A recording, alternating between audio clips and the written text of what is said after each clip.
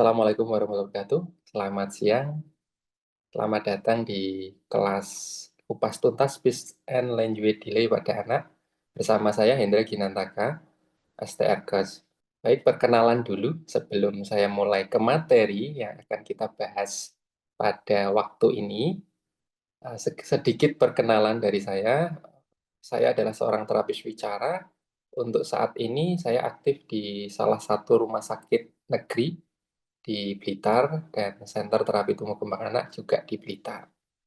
Untuk kegiatan keorganisasian, saya sebagai pengurus pusat IKATWI, Ikatan Terapis Wicara Indonesia, dari 2023. Jadi saya di bagian divisi keorganisasian ya. Biar kenal barangkali kalau membutuhkan informasi seputar terapis wicara juga dapat menghubungi saya. Untuk pendidikan terakhir, saya lulusan Sarjana Terapan Kesehatan Terapi Wicara dari Poltekkes Kemenkes Surakarta. D3-nya tahun 2009 dan D4-nya terakhir itu 2024 ya untuk lulusnya. Dan bidang keahliannya saya sebenarnya kalau di rumah sakit itu hampir semua kasus ya, mulai dari anak hingga dewasa. Tapi untuk peminatan, saya lebih tertarik dan sangat suka di dunia anak-anak. Terutama anak-anak usia dini, mulai dari 0 sampai 5 tahun. Nah, ini banyak yang memang saya handle, saya intervensi, saya bersamai, prosentasenya memang lebih banyak di anak-anak. Untuk pengalaman sekitar 15 tahun, saya bekerja sebagai terapis wicara, dan juga terakhir itu untuk pengembangan, saya mencoba mengembangkan salah satu instrumen screening untuk anak-anak 0 sampai 18 bulan ya. Jadi sebelum mereka bisa berbicara, saya desainkan instrumen untuk menilai kemampuan komunikasi awal yang tidak berupa kata-kata, namanya perkembangan komunikasi nonverbal. Dan sudah saya selesaikan dan harapannya bisa launching tahun ini. Dan itu digunakan untuk mendeteksi resiko keterlambatan bahasa sebelum anak itu bisa mengucapkan satu kata. Oke? Jadi sedikit perkenalan singkat dari saya. Langsung masuk ke materi kita ya. Nah, tujuannya adalah kegiatan webinar ini adalah memahami perbedaan speech delay dan language delay. Karena istilah ini selalu sering muncul dan digunakan beriringan atau kadang bersamaan gitu ya. Padahal merupakan kondisi yang berbeda. Nanti kita akan bahas di slide-slide selanjutnya. Lalu mengetahui tanda keterlambatan bahasa bicara sesuai usia, mengenali faktor penyebab yang umum terjadi, mendapatkan ide stimulasi sederhana di rumah yang bisa dilakukan nanti, terutama parent ya. Kadang kan bingung tuh idenya atau mau dimulai dari mana. Nanti kita akan sharingkan ide stimulasinya. Lalu tahu kapan harus waspada dan konsultasi ke ahli. Dan harapan yang terakhir ya lebih percaya diri nanti parent dan tenang dalam mendampingi anak-anak.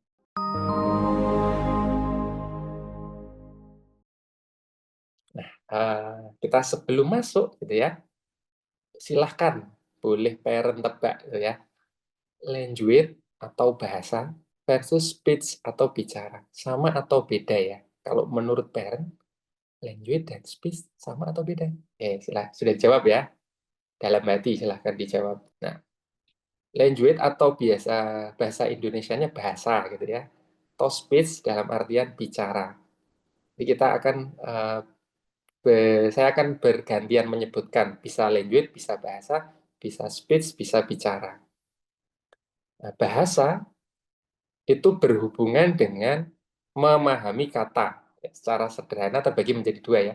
Memahami kata itu bahasa reseptif. Yang kedua, mengungkapkan ide dengan kata. Jadi ada idenya dulu terus diungkapkan. Itu namanya bahasa ekspresif. Ya, jadi bahasa ada dua ya. Memahami kata reseptif dan mengungkapkan ide dengan kata diucapkan. Namanya bahasa ekspresif. Sedangkan bicara yaitu suara kejelasan ucapan atau artikulasi saat mengucapkan kata. Yang dinilai itu kejelasannya, artikulasinya. Itu bagian komponen bicara. Jadi istilah ini sering digunakan, tapi memiliki arti yang berbeda, definisi yang berbeda, gitu ya. Contohnya, ini di sebelah kanan ada gambar bola. Ketika anak mendengar atau kita melakukan perintah gitu atau memberikan stimulus, "Dek, di mana bola?" gitu ya. Lalu anak mengambil bola, itu bahasa atau bicara. Jadi anak mengambil bola saat kita minta. Itu bahasa atau bicara ya? Ya, betul. Bahasa ya. Jawabannya bahasa. Bahasa apa? Reseptif atau ekspresif? Ya, reseptif ya. Dia mengambil. Jadi dengar katanya dia tahu tuh, memahami katanya. Beda ketika ditanya, "Dek, ini namanya apa? Yang kamu tendang itu apa?" Gitu ya. Terus anak bisa menjawab, "Boa." Nah, boa itu bahasa ekspresif ya. Dia secara bahasa bisa tuh mengungkapkan idenya, ngerti gitu. Yang bentuknya bulat bisa ditendang ini boa. Gitu. Dia sebutnya masih boa. Secara bahasa ekspresif dia sudah berkembang. Sedangkan ucapannya harusnya bola gitu ya. Dia ucapkan boa. Nah, ini di sini yang terlihat speech-nya gitu ya. Belum sepenuhnya sesuai gitu. Harusnya bola, tapi dia bilangnya boa. Untuk bahasanya reseptif ekspresif sudah oke, tapi secara bicara sudah mulai berkembang, tapi memang belum seutuhnya benar gitu ya. Dan biasanya berkembang di awal-awal ucapan anak belajar bicara itu kan cadel-cadel. Nah, nanti seiring usia juga akan semakin bisa mengucapkan secara benar. Biasanya mulai 3 tahun, 4 tahun itu akan mulai jelas. Tapi kalau baru bisa mengucapkan beberapa kata, biasanya ada cadel-cadelnya. Dan itu bagian wajar ya. Oke, selanjutnya saya akan jelaskan dulu tentang piramida perkembangan bahasa bicara agar orang tua mudah gitu ya memahami ya. Nah, anak dapat mengucapkan bicara dengan jelas itu di pucuknya, di paling ujung ini ya. Namanya bunyi bicara, kejelasan, pelafalan. Nah, sebelum anak dapat mengucapkan dengan jelas, bicara dengan lancar, ada blok-blok di bawahnya ya, yang harus berkembang dulu, harus matang dulu. Diawali sejak lahir ya, 0 sampai 18 bulan. Periode ini disebut pralinguistik atau prabahasa atau praverbal. Ya ini sama ya, hampir mirip semua ya. Intinya itu periode sebelum seorang anak itu dapat mengucapkan kata. Nah, blok paling dasar itu ini tadi ya, prabahasa atau pralinguistik. Itu berupa biasanya ditandai dengan kontak mata. Anak bisa melakukan kontak mata, tertarik mengamati kita gitu ya. Kemudian ekspresi, anak tersenyum, anak tertawa, kelawan bicara. Ya, belum ngomong tapi sudah kelihatan tuh. Kalau ada mama datang, dia senyum. Kalau diajak ciluba, ya dia juga melihat dan tersenyum. Tapi kalau ada wajah yang berbeda, itu orang asing, ekspresinya akan beda lagi. Itu sudah bisa dipakai untuk komunikasi ekspresinya. Kemudian ocehan. Apa tandanya ya kayak mama mama papa papa, nah itu harus muncul dulu, ngoceh dulu. Dan biasanya di akhir periode ngocehnya mulai bermakna ocehannya, meong, pok pok, nyam nyam, nah, itu belum berupa kata tapi ada maknanya ocehannya gitu, sudah mengandung makna. Kemudian menggunakan tindakan, misalnya menarik tangan, ngasihkan botol, oh tandanya haus, atau tangannya ditengadahkan, oh minta digendong, nah, itu pakai tindakan. Kemudian gestur, nah ini komunikasi yang nggak pakai kata-kata yang paling canggih, biasanya dengan menunjuk, gitu ya, angguk-angguk, geleng-geleng. Itu harus muncul duluan ya, sebelum anak dapat mengucapkan kata pertamanya. Lalu ada blok intensi komunikasi. Intensi komunikasi ini artinya adalah niat berkomunikasi. Matangnya itu ditandai dengan kemampuan seperti menunggu. Ya, bisa menunggu kalau ada yang ngajak main, atau bisa menunggu kalau diajak nyanyi gitu ya, lalu merespon, lalu memulai juga gitu ya. Jadi nggak melulu dipancing, tapi dia bisa memulai. Misalnya ada sesuatu yang menarik ya, dia bagikan mainannya, atau ngajak mamanya untuk ngasih tahu, oh itu ada kucing ya. Jadi nggak kita yang ngasih tahu, anaknya bisa itu memulai memberitahu dan bergiliran. Nah, biasanya ciluba gitu ya, cilup, anaknya nunggu, bah, anaknya tersenyum, lalu minta lagi tangannya, eh, tangan mamanya dipegang, suruh tutup lagi. Nah, itu intensi komunikasinya sudah mulai, gitu, sudah berkembang. Lalu blok apa lagi? Yang penting blok bermain. Nah, bermain ini juga menjadi jembatan anak belajar bahasa. Harus muncul duluan, gitu ya. Bermain apa? Bermain fungsional. Bermain fungsional itu biasanya muncul di umur 1 tahun. Misalnya lihat sapu, oh dia sapukan. Lihat helm pakai kepala, lihat sendal pakai di kakinya, topi dipakai di kepala, sendok untuk makan, gelas untuk minum. Nah, dia ngerti fungsi benda-benda. Semakin banyak tindakannya itu bertujuan, nanti bahasanya akan lebih mudah masuk. Apalagi bermain simbolik biasanya di umur 1,5 tahun itu mulai muncul, atau 2 tahun lah ya maksimal, itu akan muncul bermain simbolik. Misalnya pura-pura telepon gitu ya pakai remote, atau pura-pura minum dari cangkir kosong. Nah, itu sudah bisa membayangkan suatu aksi atau kejadian yang bukan sedang kejadiannya gitu. Dia pakai membayangkan. Bahasa juga sama. Bahasa itu kata-katanya harus dibayangin gitu. Lebih lebih abstrak bahasa dibanding permainan. Makanya permainan ini, tindakan bertujuan ini harus muncul duluan sebelum anak belajar kata-kata. Nah, kalau bahasa sendiri ada tadi ya, reseptif dan ekspresif. Reseptif itu berhubungan dengan mengikuti perintah. Ya, ambil gelas, tendang bola, tepuk tangan, dadah. Dia respon, dek jangan, jangan. Sudah mulai ngerti gitu ya. Lalu memahami pertanyaan, papa mana? Ya, dia lari ke papa atau nunjuk papa, walaupun belum ngomong gitu ya. Ekspresif. Ini yang biasanya jadi patokan gitu ya. Jadi media untuk mengidentifikasi anaknya telat atau tidak. Gitu. Biasanya ekspresifnya dilihat, ekspresinya dilihat. Kosakata, hanya udah berapa jumlah kosakatanya? Belum muncul atau sudah muncul 50 kosakata. Nah, itu kan sering ya. Atau menyusun kalimat, saya mama mau minta susu, aku mau lagi. Nah, itu bentuk bahasa ekspresif. Cerita, bertanya itu juga bagian dari bahasa ekspresif. Dan di ujungnya itu kemampuan bunyi bicara. Anak bisa mulai mengucapkan kata dengan jelas, gitu biasanya ya. Bola sudah enggak bola lagi, tapi jadi bola. Itu mulai 3 tahun. Ngomongnya sudah jelas, bisa dipahami orang, orang lain atau lawan bicaranya.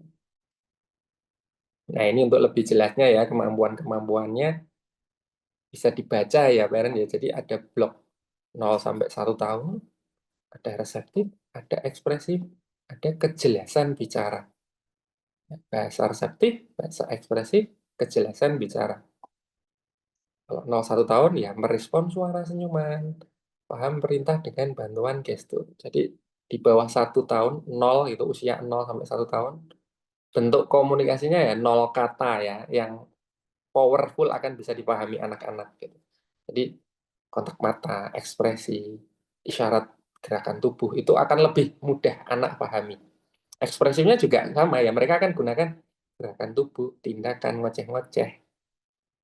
Nah, kejelasan bicaranya ya belum bisa terlalu dinilai gitu ya di umur ini, karena biasanya maksimal itu pakai ocehan atau kadang nangis. Kalau di atas 1 tahun, 1 plus. 1 plus itu mengenali kata-kata familiar untuk reseptifnya. Lalu juga memahami perintah sederhana 1 tahap. Usia 1 tahun, paham perintah 1 tahap. Kalau usia 2 tahun, paham perintah 2 tahap. Ambil bola, masukkan keranjang. Ambil tisu, buang sampah. Kalau 3 tahun, paham? Pertanyaan apa, siapa, di mana, kenapa, gitu ya. Sedangkan ekspresif, itu sama juga ya, pakai rumus 0, 1, 2, 3. 0 itu belum berupa kata. Kalau 1, itu ucapannya itu berupa satu kata, panjangnya gitu ya. Dan di 2 tahun menggabung 2 kata, 3 tahun menggabung 3 kata. Jadi bertahap. Jadi secara simpel pakai rumus 0, 1, 2, 3 gitu ya. Kejelasan bicara, nanti bisa dicek di sini ya, di modul ini. 0 tahun itu pakai tangisan dan ocehan, 1 tahun itu 25-50% bisa dipahami orang lain, 2 tahun 50-75% bisa dipahami orang lain, dan 3 tahun sampai 5 tahun itu 75-90% mudah dipahami oleh orang lain. 5 tahun ke atas biasanya sudah clear 100% gitu ya. Udah kayak orang dewasa untuk kejelasan.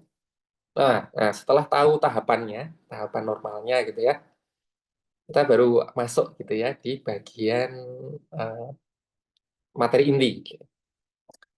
Jadi materi intinya kan kita akan memahami apa itu language delay dan apa itu speech delay.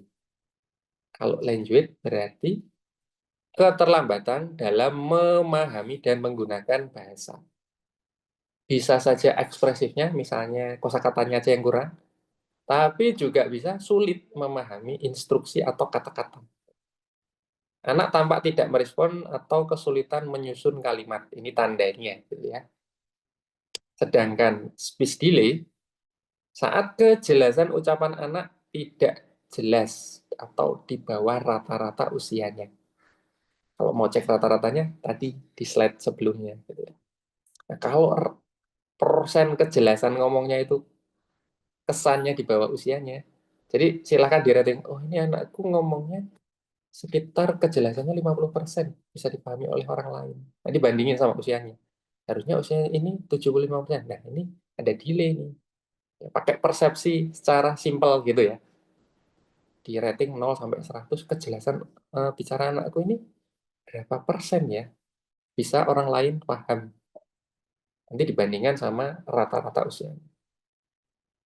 Nah, kalau speech delay itu anak paham bahasa, ya biasanya memiliki perbenaran kata, tapi artikulasinya atau ucapannya itu nggak jelas, tidak jelas. Gitu. Nah, ini bisa disebabkan oleh faktor seperti uh, kelemahan organ bicara, atau masalah pendengaran, atau faktor lingkungan. Kalau ada ini ya, anak bisa mengalami terlambat salah satu atau kedua. Jadi bisa saja terjadi secara bersamaan atau hanya salah satu. Gitu ya. Kalau telat biasa apa? Telat biasa itu biasanya sedikit terlambat. Perkembangan lain sesuai lintasan perkembangan usianya. Misalnya eh, ngomong satu kata itu 1 tahun, menggabung 2 kata itu umur 2 tahun. Nah, kalau delay itu biasanya telat aja. Oh, habis. Oh, dia satu katanya di 2 tahun. 3 katanya, 2 katanya itu 3 tahun. Ada mundur sedikit, tapi tetap melalui lintasan perkembangan ya sesuai usianya. Habis ngoceh, niru-niru, habis niru-niru ngucapin satu kata. Habis satu kata menggabung 2 kata, habis 2 kata membuat kalimat. Nah, itu urut. Tapi biasanya lebih lambat. Kalau itu dinamakan delay. Lalu kalau gangguan serius, yang lebih serius, biasanya disertai masalah lain gitu ya. Misalnya kurangnya kemampuan nonverbal. Jadi eh, selain belum muncul kosakatanya, dia nggak terlihat seperti melakukan kontak mata, ekspresinya terbatas, nggak pakai isyarat tubuh. Nah, itu biasanya kurang gitu ya. Kalau gangguannya lebih serius itu nggak cuma kosakatanya aja, tapi interaksi dan komunikasi nonverbalnya minim. Lalu apalagi bermain simbolik. Nah, tadi kan kita juga sudah jelaskan gitu ya. Ketika belum muncul permainan pura-pura atau tindakannya bermain fungsi belum muncul, nah itu juga jadi indikasi gitu ya, bisa mengalami gangguan yang lebih serius. Kemudian apa? Tidak tertarik interaksi ya, mainnya sendiri. kurang berminat, misalnya lewat main aja juga kurang lupa, nggak tertarik, atau kejar-kejaran. Nah, itu bisa menjadi tanda gangguan lebih serius. Kemudian memiliki faktor medis atau neurologis tertentu, misalnya autis spectrum disorder, intellectual disability, Down syndrome, atau anak dengan gangguan pendengaran, atau gangguan kesehatan seperti kejang. Itu bisa menyebabkan keterlambatan yang lebih serius.